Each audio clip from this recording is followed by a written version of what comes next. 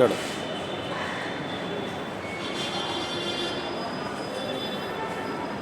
હા ચલો.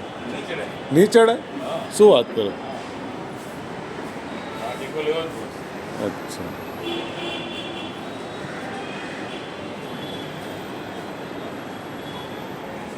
વાંધો નહીં, ઉતરી જાવ બસ, દુખાવો થઈ જશે.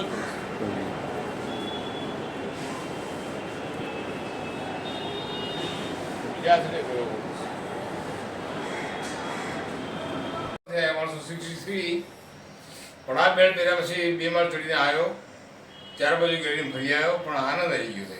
એવું છે એમ? નવો ભાગ આવી ગયો.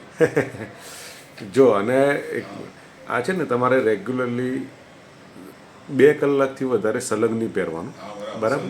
વચ્ચે 1 કલાક છોડ દેવાનું, એટલે જેથી રિલીફ મળે. ધીમે ધીમે તમારા પગને આદત પડશે ને એમ તમને સુધારો વધારે દેખાશે, બરાબર?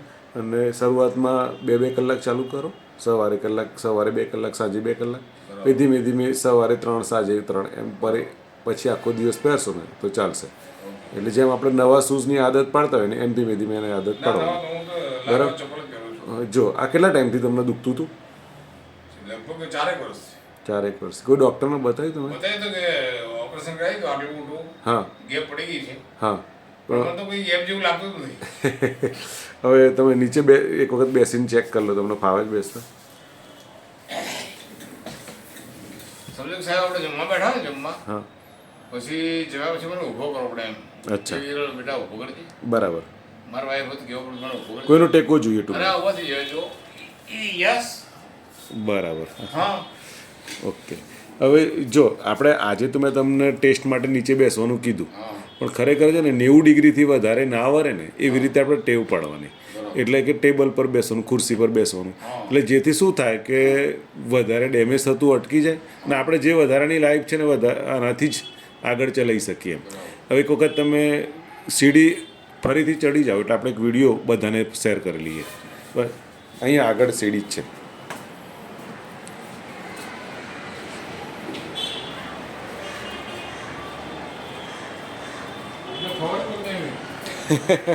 હા બિલકુલ.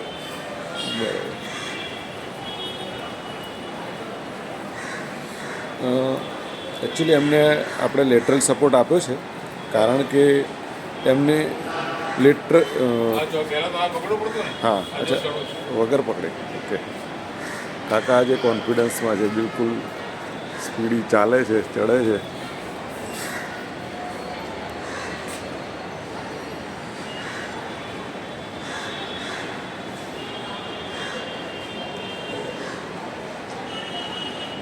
Okay okay.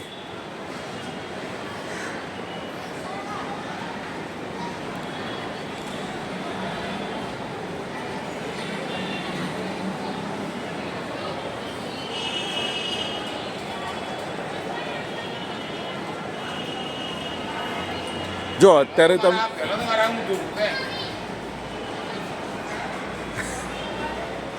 એ બધું બંધ આજથી. પણ જો આપણને અત્યારે તમે જે આ રીતે ચાલીને આવ્યા ને, સ્પીડ શરૂઆતથી થોડી ધીમી ધીમી સ્પીડ જ રાખવાની, એટલે આપણા શરીરને આદત પડે પછી સ્પીડ ધીમે ધીમે વધારવી.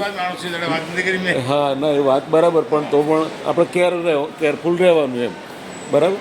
હા, તો અત્યારે તમે પૂરેપૂરા બેલ્ટના ભરોસે છે, 50%થી વધારે વજન તમારું બેલ્ટ ઉપર આવી ગયું છે, બરાબર? એટલે એના કારણે તમને રાહત રહેશે.